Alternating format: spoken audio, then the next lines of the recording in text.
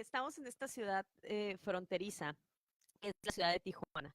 Y antes de entrar en el tema, quiero platicarles un poco que la ciudad de Tijuana, para quienes no saben, seguramente con estas cuestiones de las caravanas de los migrantes se enteraron un poco más, y es la frontera más importante, la frontera norte más importante entre México y Estados Unidos. Tenemos una ciudad eh, que tiene mucha ocupación y que según los reportes oficiales de INEGI, se habla de poco más de 1.7 millones de habitantes, pero aparecen, hola Adriana Lisa, gracias por acompañarnos, Wendy, saludos a todos los que nos acompañan, y aquí también en el equipo de producción.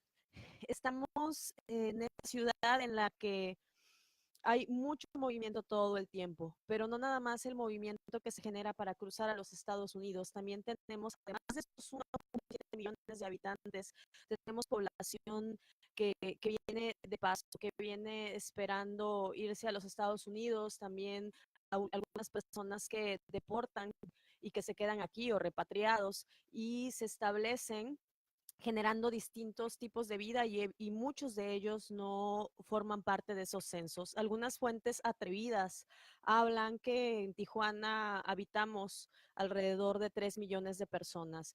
Yo no lo veo tan descabellado. Me parecería que sin estar conociendo a todas las personas, que podría ser una, un número de personas que de verdad vive aquí. Hoy tengo estas imágenes que ustedes tal vez puedan ver en su pantalla, que son de la droga número uno de consumo aquí en Baja California, que es la metanfetamina. La metanfetamina es consumida en un 37% de los jóvenes que consumen drogas aquí en nuestro estado. Y la segunda droga que más se consume aquí en la ciudad de Tijuana es la heroína. Vean la diferencia que existe con el resto del país, y posteriormente la marihuana. Es la segunda droga más consumida y en las estadísticas de todo el país representa Tijuana el segundo lugar a nivel nacional, solamente después de, perdón, Baja California, solamente después de Chihuahua en el consumo de heroína.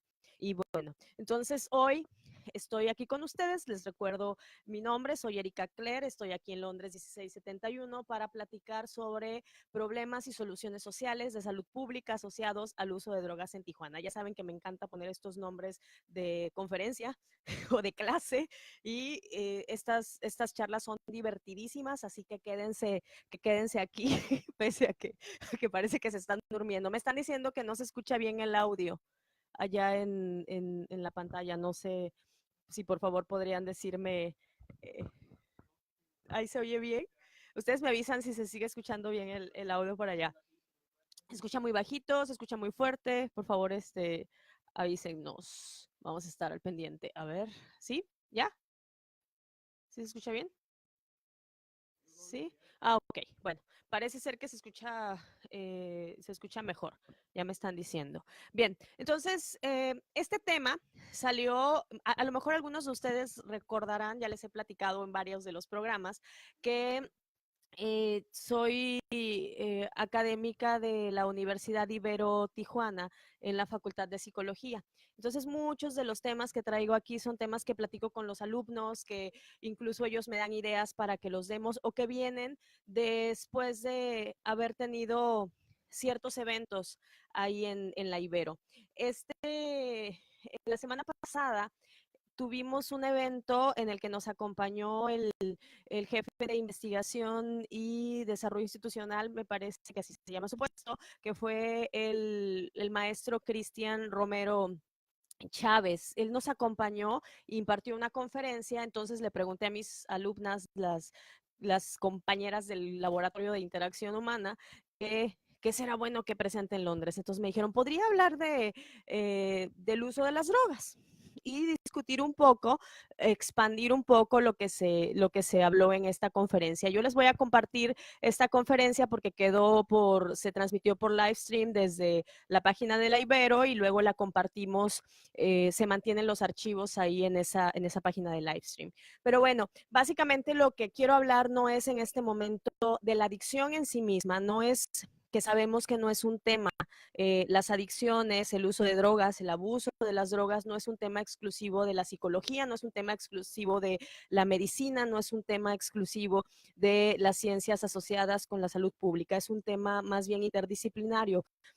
Les voy a hablar de esta parte social y de esta parte que tiene que ver con la salud pública. Primero, partiendo del hecho de que es un problema que aquí en nuestra ciudad se encuentra. Yo les hablé inicio que Tijuana es una ciudad que tiene eh, una playa hermosa, los atardeceres más bellos que he visto, yo les puedo decir, pero también tiene ciertos espacios que no son tan agradables para aquellos que esperan ver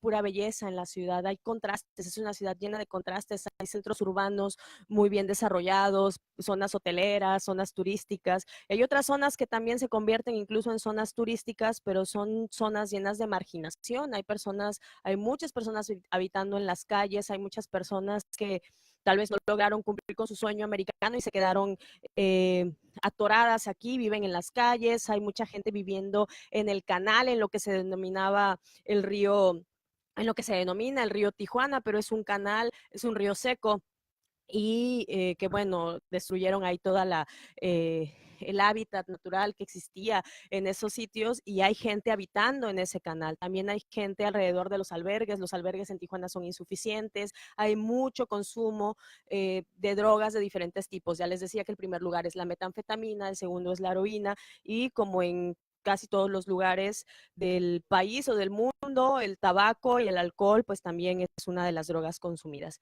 Y lo interesante es que aquí en Tijuana, esos son los datos del Instituto de Psiquiatría del Estado de Baja California que publicó en el 2017 en una entrevista que circuló por ahí en un reportaje en la jornada de Baja California y lo complementé con esta charla que les platico que nos impartió el encargado de investigación en el Instituto Municipal contra las Adicciones. La edad de inicio principal de consumo de drogas entre los jóvenes en un 24% es entre los 15 y 19 años, pero hay un 13.6% de niños de entre 10 y 14 años que empiezan a consumir drogas por primera vez. Y se crea o no, también hay niños que desde los 5 a los 9 años empiezan a consumir en un 1% del total de la población, empezaron a consumir drogas, cualquier droga. Es la droga, y generalmente las drogas de iniciación son el alcohol, ya sabemos, y no les voy a hablar aquí, les decía, de los efectos que tiene la droga en términos específicamente de los efectos físicos. Primero, quiero partir hablando, y utilizo esta tabla que es una tabla difundida del Departamento de Combate a las Drogas del Instituto Nacional para la Salud de los Estados Unidos, en donde hablan sobre los factores de riesgo. Y los factores de riesgo sí tienen que ver con la biología, tienen que ver con el medio ambiente, tienen que ver pues con todos estos factores que convergen, ¿no? Y obviamente cuando hay más predisposición en un organismo porque sus padres eran consumidores de drogas, hay más posibilidades que en la genética haya una predisposición para consumir, pero no es la principal. Tiene que ver con el medio ambiente en el que se encuentren los individuos para desarrollar una adicción.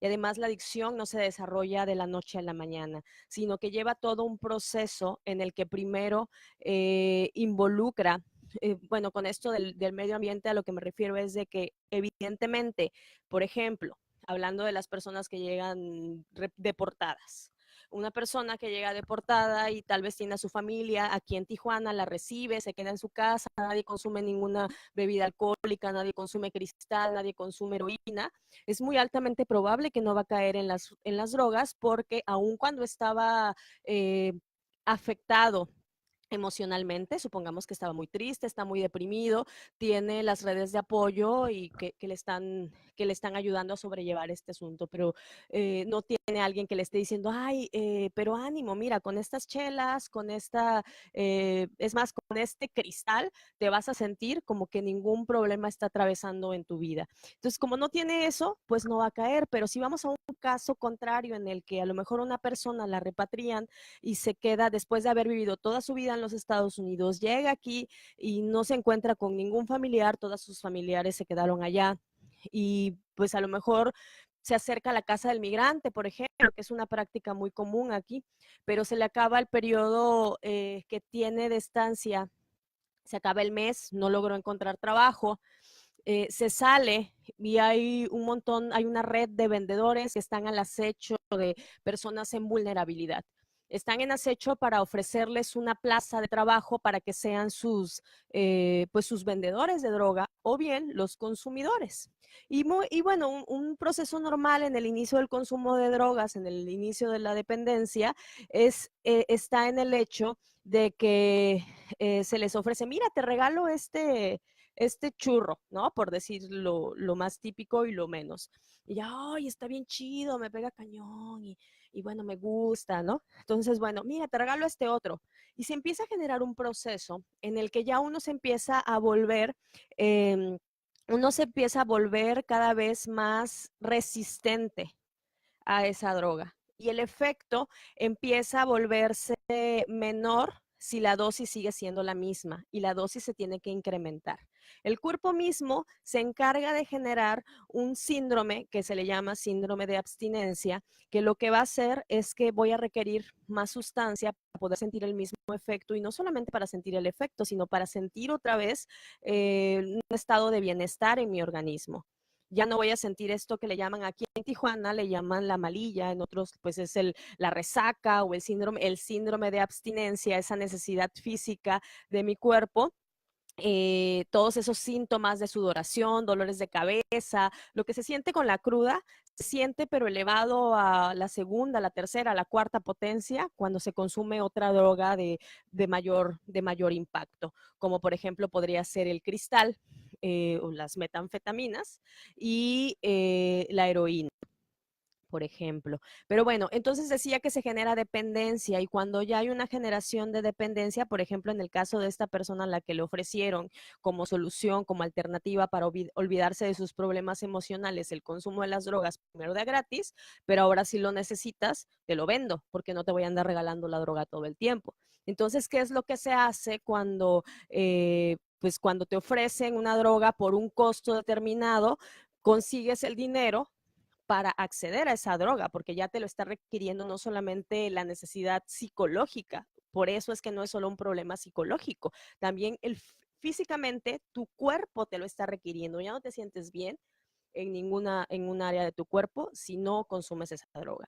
Entonces, ahí es en donde se empiezan a generar otros problemas, no solamente de categoría individual o de categoría física, sino también, además de los problemas psicológicos asociados, se empiezan a generar problemas sociales. ¿Cuáles son los problemas sociales que podrían estar asociados?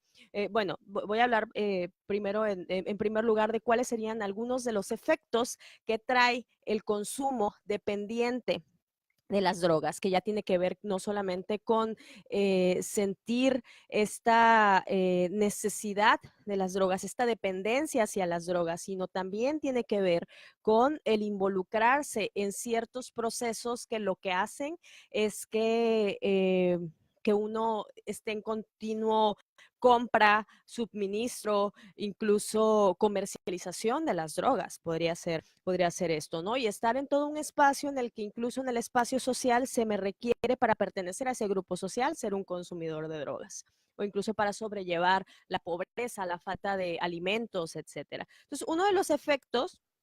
Aquí presento una imagen en primer lugar y los primeros que aparecen en todas las gráficas cuando los niños se ponen a investigar cuáles son los efectos de las drogas que les encargan sus maestros, pues es sobre el efecto que tiene en el consumo cuando se está embarazada, por ejemplo.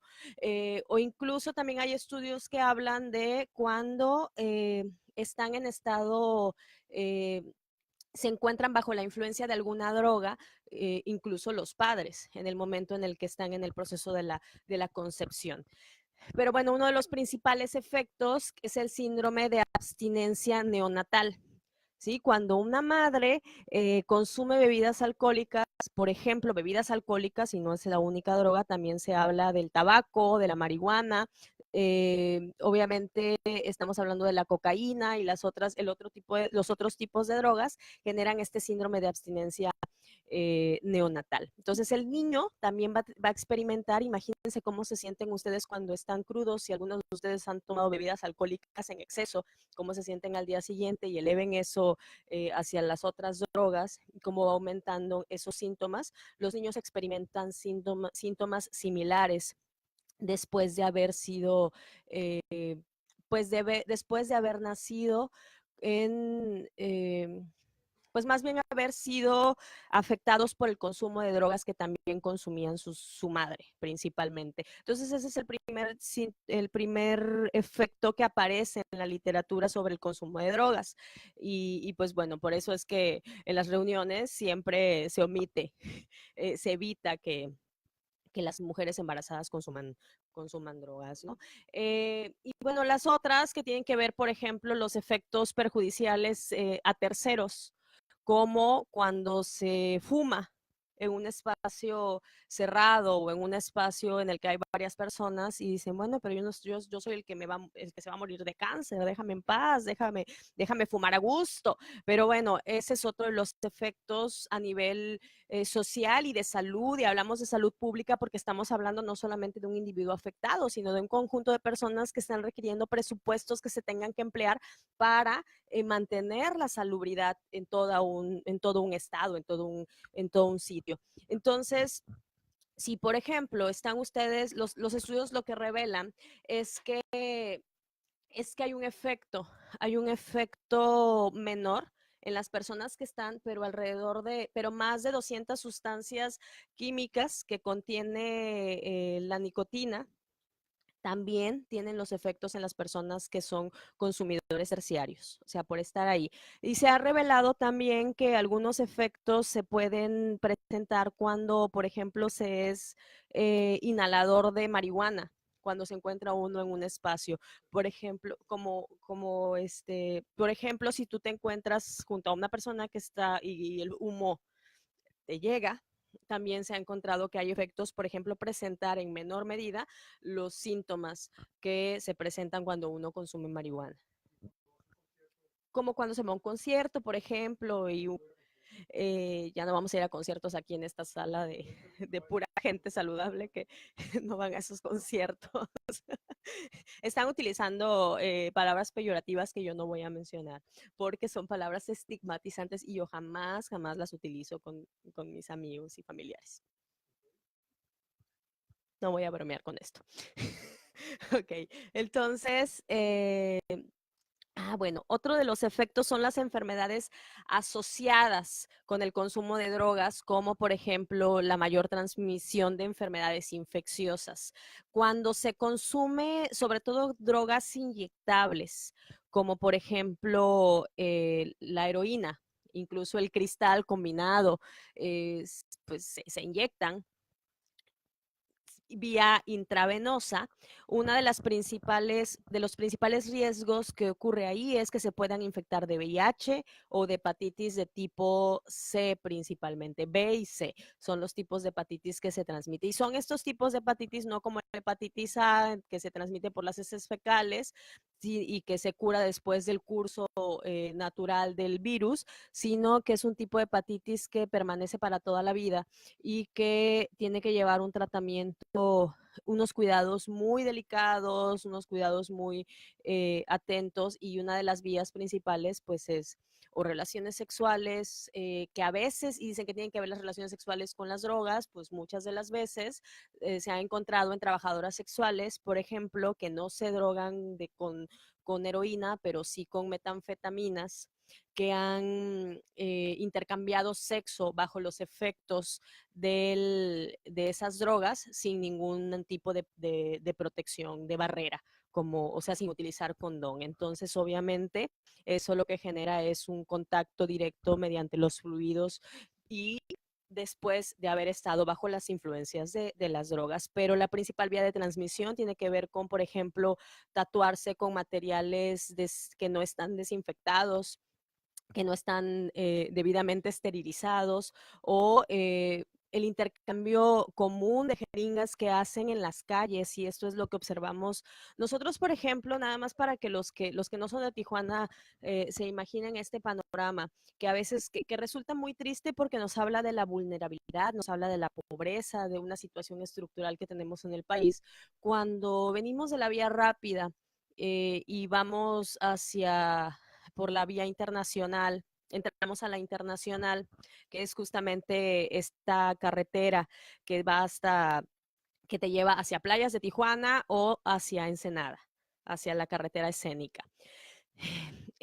Uno tiene que pasar por el muro, ese muro horrible que a muchos les parece un muro hasta poético, como inspirador para ciertas obras de arte y movimientos contraculturales. La verdad es que así es. Y muchos les encanta la romantización de la pobreza, la romantización de la miseria, etcétera. Pero bueno, así se presenta este muro y lo que yo quiero decirles es que ahí está el muro y también en ese muro muchas veces nosotros nos encontramos con personas que viven debajo del muro, ¿no? Incluso en el canal está por toda la vía rápida.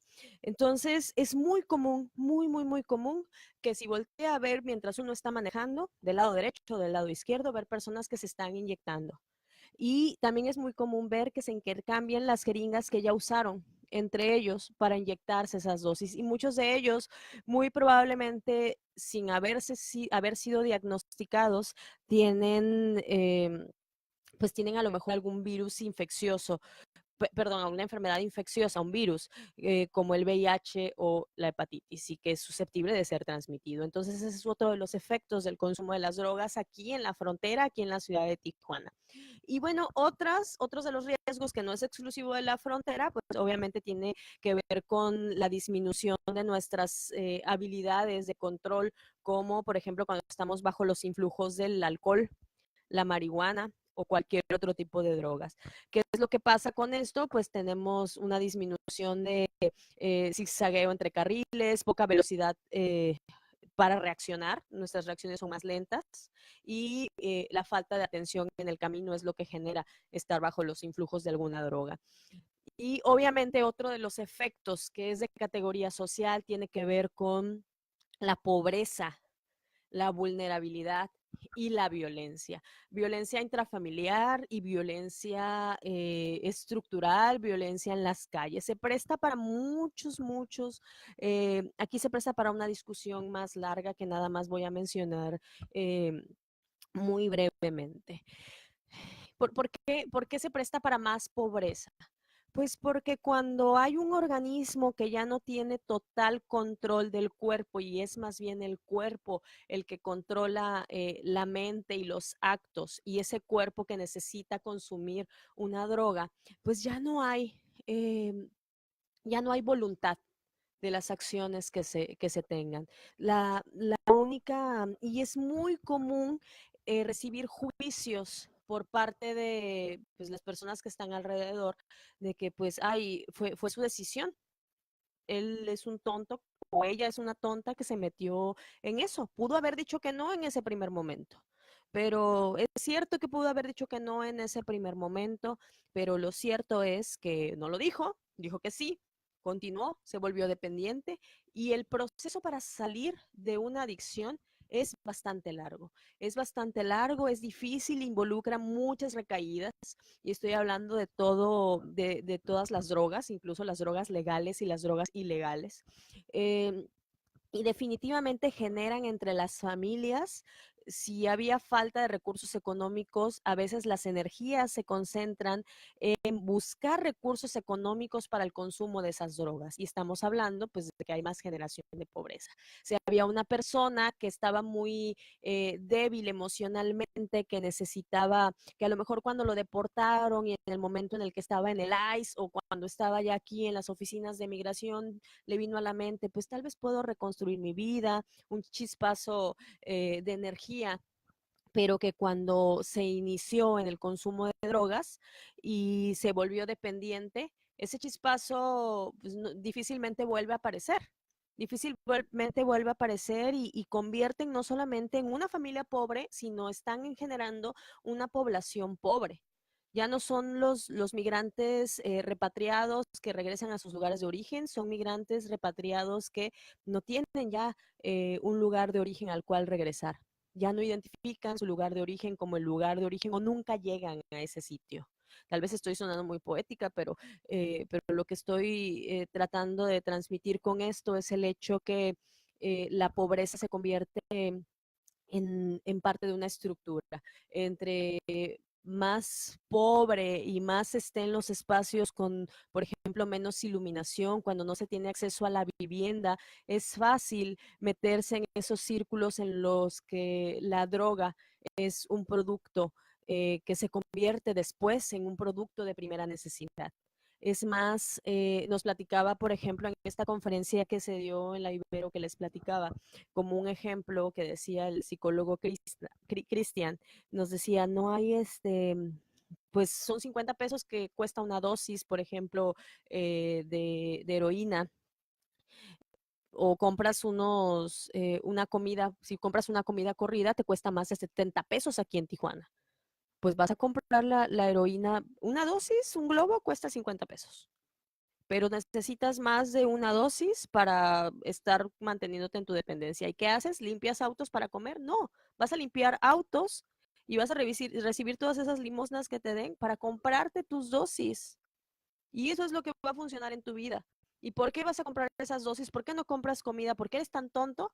Pues porque el organismo está exigiéndote que lo hagas, eh, sino pues por deshidratación, por todos estos efectos que tiene el síndrome de abstinencia, también puede generar una muerte, ¿no? Entonces, a veces también otros problemas asociados son que las drogas están adulteradas, bueno, están alteradas, están mezcladas con otras drogas que son más dañinas. Por ejemplo, habían, ¿los qué? Los rebajan con talco, con gis, con cosas, con diferentes sustancias, con harina, eh, con diferentes sustancias que afectan aún más el organismo y el deterioro es aún más rápido. Cada vez son más sofisticadas las drogas y esto quiere decir que son más dañinas para el organismo, que pues lo que están haciendo es generar más personas que mueren en las calles o mueren en las cárceles, porque por ejemplo, muchas veces cuando son catalogadas como personas que viven en la calle, inmediatamente se les asocia con ser delincuentes. Y algunas veces lo son, no siempre, o sea, a veces roban para comprar droga. Pero se les cataloga así de manera general a todos los que estén en la calle. Y lo que hacen aquí, por ejemplo, en Tijuana y muy probablemente en otras localidades es que el estar en la calle, a veces resultando sospechoso de haber hecho algo, porque alteran el orden público, por ejemplo, les genera una infracción y los llevan a la cárcel preventiva y los mantienen ahí por hasta 72 horas. Entonces, ¿qué es lo que está haciendo también en este sentido? Está generando pobreza también para esta ciudad en la que los recursos municipales ya se destinan también o exclusivamente para atender constantemente este reciclaje de personas que caen una y otra vez en los mismos lugares. Entonces, bueno, hacia este problema que es enorme, que no solamente es hacia la criminalización, sino también la generación de criminalidad.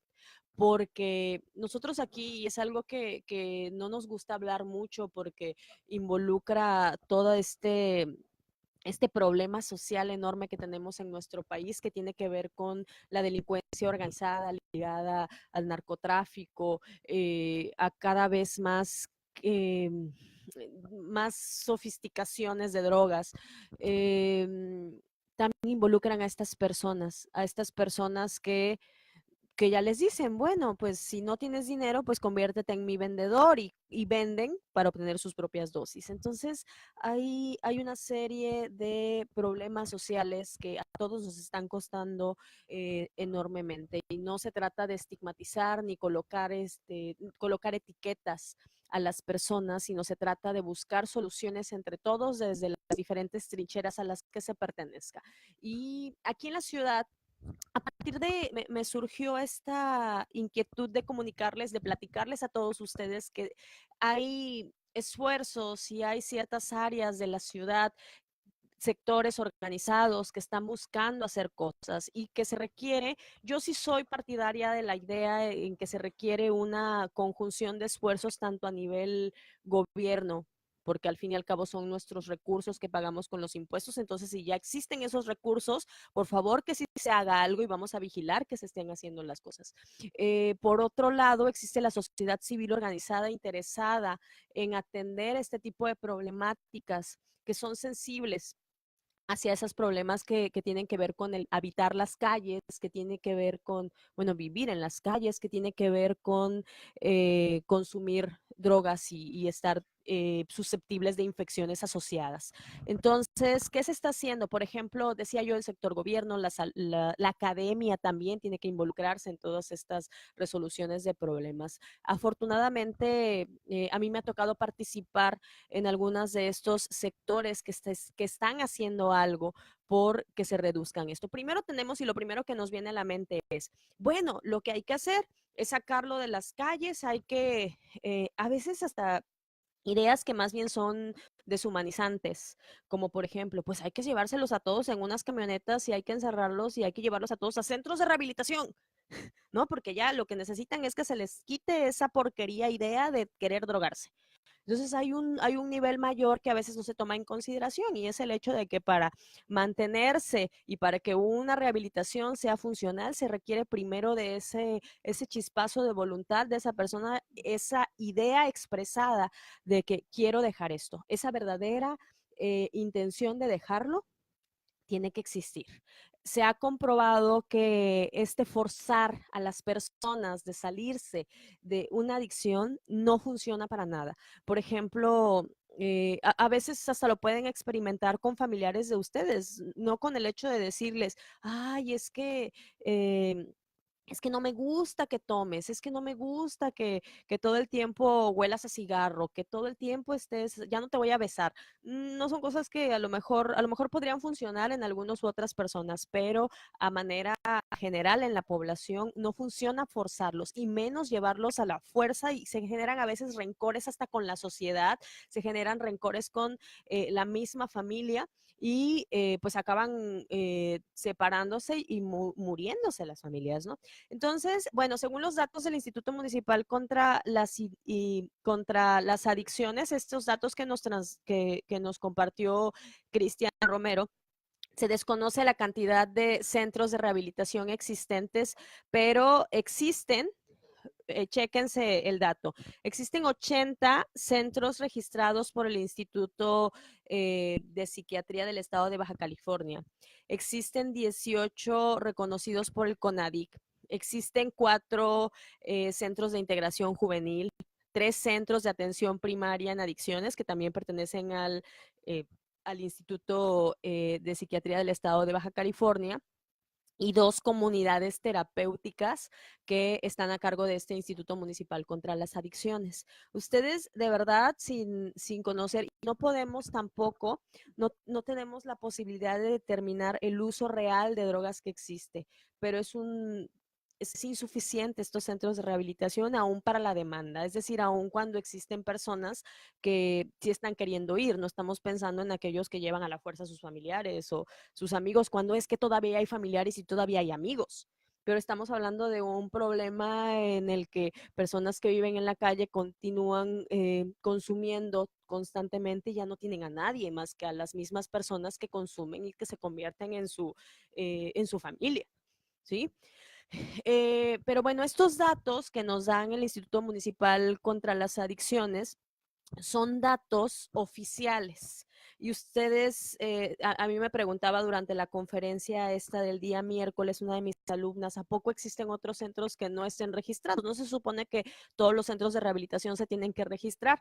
Pues eso quisiéramos, que todos supiéramos cuáles son los centros de calidad y también de estos que están registrados, hemos recibido reportes de personas que han ido a esos centros de rehabilitación, algunos, no estoy diciendo de centros de rehabilitación específicos, pero algunos de los centros de rehabilitación no están registrados, viven en la clandestinidad, son centros que funcionan por permisos apócrifos, no sabemos de qué forma, a veces por instituciones pseudo religiosas, por sectas. Es un negociazo eso de tener un centro de rehabilitación. En muchos de los casos reciben asociaciones civiles que reciben financiamientos y bajan presupuestos y no hay reglas de operación claras en muchos de los casos. A mí me consta y yo felicito a esta parte, o sea, no quiero culpar al gobierno de absolutamente nada sin el conocimiento de causa, porque yo he estado, por ejemplo, con estas personas del Instituto Municipal contra las Adicciones que tienen estos dos comunidades terapéuticas y me parece que están haciendo un buen trabajo, pero el trabajo que están haciendo es insuficiente para la gran demanda que existe. Y pues yo diría que las redes que existen y que ya están muy bien establecidas, muy bien instauradas y que siguen manejándose por debajo del agua. Entonces hay muchas cosas ahí en las que yo no me voy a meter porque esto es muy serio y es grave. Entonces, pero sí, esa es la parte en la que ya involucra el hecho de que las personas vayan a rehabilitarse. Pero se están haciendo aún otras cosas asociadas, además de estas cosas que están haciéndose, y me da mucho gusto de repente escuchar que se abren nuevas comunidades terapéuticas, que están haciendo programas de búsqueda para eh, certificar la calidad de los centros de rehabilitación, etcétera, etcétera, pero creo que son insuficientes. Y aquí sí debería ser una denuncia pública, que nos contaban que los recursos que, por ejemplo, manejan en estos institutos no hay, son solamente de apoyo municipal y el problema que a nosotros nos aqueja tendría que ser de categoría federal porque es un problema verdaderamente grande y se debe en gran medida a migraciones internacionales y dinámicas poblacionales no directamente ligadas a la repatriación, pero sí ligadas a la reestructuración de la mancha urbana y a las transformaciones en toda de la habitabilidad de nuestra ciudad de Tijuana. Y ya estoy a punto de terminar para platicarles en estas otras cosas que se están haciendo también. Hay algo que yo conozco muy bien porque participé durante mucho tiempo y sigo perteneciendo a este llamado proyecto Escudo, que fue un proyecto que fue de educación policial. Nosotros les platicábamos a los policías sobre estrategias de reducción del daño, pero no solo eso, sino también los riesgos asociados a su trabajo y también las posibilidades que ellos tenían de adquirir infecciones, por ejemplo, cuando hacían una revisión corporal a usuarios de drogas en las calles. Entonces nosotros les enseñamos esto y pues yo por eso es que me adentré en estos temas que tienen que ver con reducción del daño. Reducción del daño, del daño es algo, es una filosofía que lo que busca es minimizar las consecuencias adversas a consumo de drogas, con consecuencias asociadas a la salud pública, como por ejemplo el contagio de hepatitis y de VIH. Aquí en la ciudad hay algunas asociaciones que están haciendo labores maratónicas y que también tengo que reconocer hasta a través de esta red social, como por ejemplo la Asociación de Prevencasa AC, que se encuentra ahí en la calle Baja California, que es una de las principales asociaciones que se encargan de promover y llevar a cabo programas asociados con reducción del daño. Y también otra de las asociaciones es la Asociación CER, que está un poco, que está por el Parque Teniente Guerrero, también es otra de las asociaciones que hace algunas de las estrategias de reducción del daño asociadas a la posibilidad de adquirir VIH.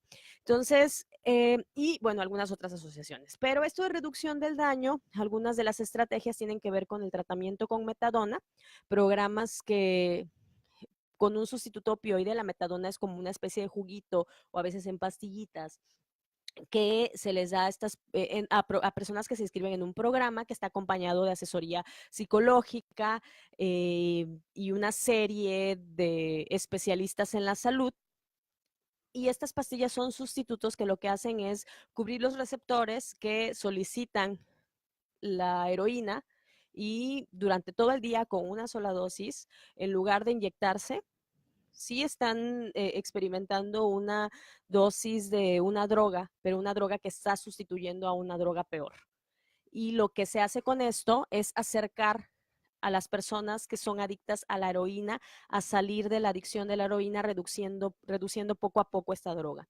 Ese es uno de los programas que tienen que ver con reducción del daño. Ya están haciendo que las personas no se lastimen a través de las inyecciones, que salgan mediante medicación de la heroína mediante otra fórmula que es menos agresiva que entrar en un proceso de desintoxicación desde el principio y luego pues pasar por todo este proceso, ¿no? Permite ayudar a que sí funcione, ¿no?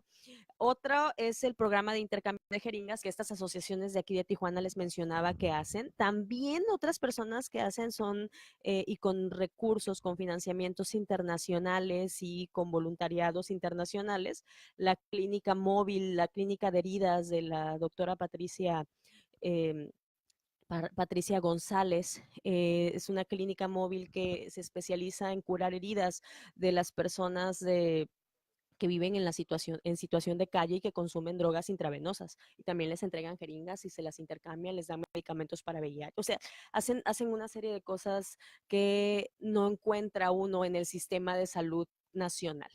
¿Por qué? Porque está ligada a la población que vive en la calle, a la población que se droga, a un estigma en el que se les cataloga como eh, indeseables. Y como no deberían, como ellos tomaron la decisión de empezar a drogarse y se mantuvieron en eso porque ellos quisieron, es la lógica que las personas manejan y lo que hace que se siga vulnerabilizando y obviamente no permite que ellos se acerquen a los centros de salud, porque además si alguien llega al centro de salud, créanme que las experiencias de personas como la doctora Lili de Prevencasa y como la doctora Patricia de la clínica móvil de heridas de la Wound Clinic, hacen, pues las personas han dejado morir en los hospitales a gente que llega por cosas que pudieron haber sido salvadas por una simple atención primaria.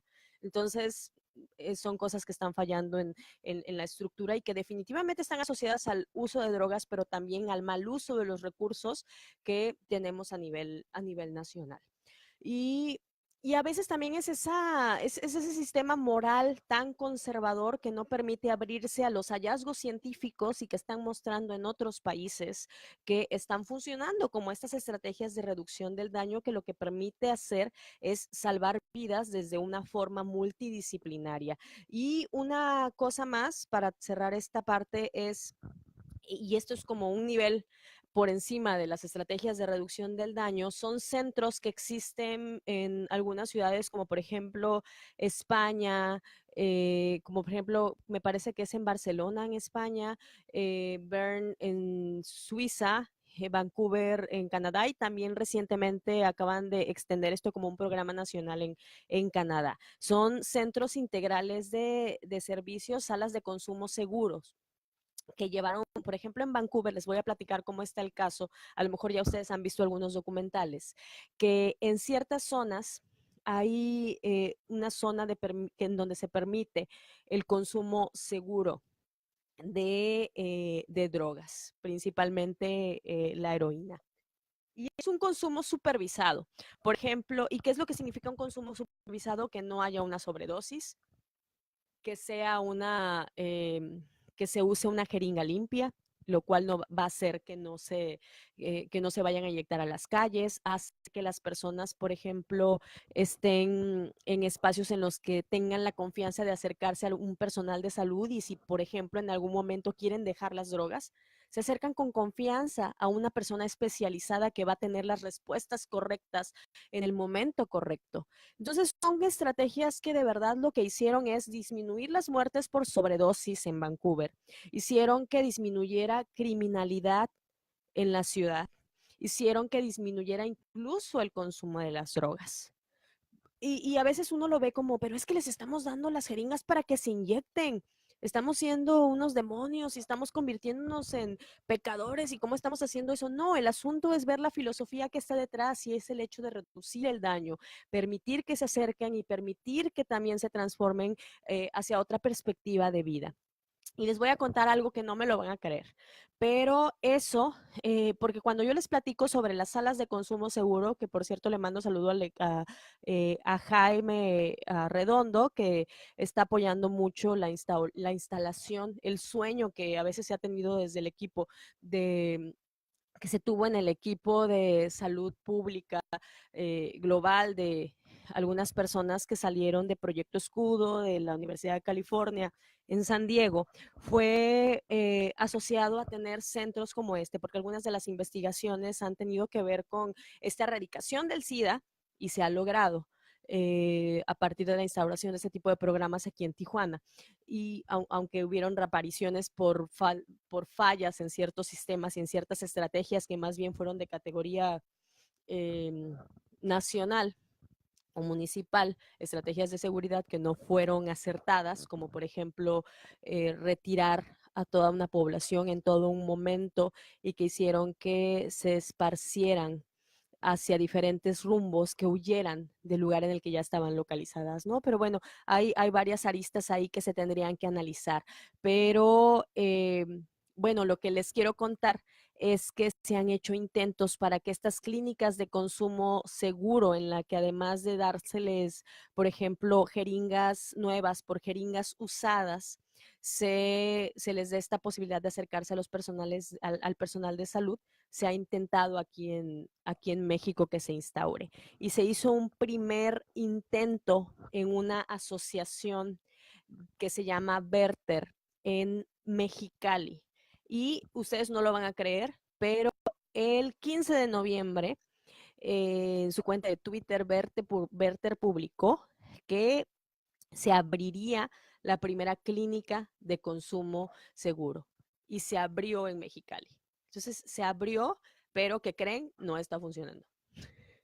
¿Por qué no está funcionando? Porque después de 2 días llegaron las autoridades municipales de esta ciudad de Mexicali a clausurarles, porque la directora de este centro, de esta asociación, cuando la entrevistaron en los medios fue bastante conservadora, pero pues la opinión pública puede hacer su propia opinión y pensar que en real, y ella dijo que, bueno, pues es que no pagamos, somos una asociación civil, y es una asociación sin fines de lucro, estamos recibiendo financiamiento para este programa, miren, las instalamos aquí, queremos seguir el mismo modelo que se hace en Suiza, que se hace en Vancouver y hacerlo como un programa piloto.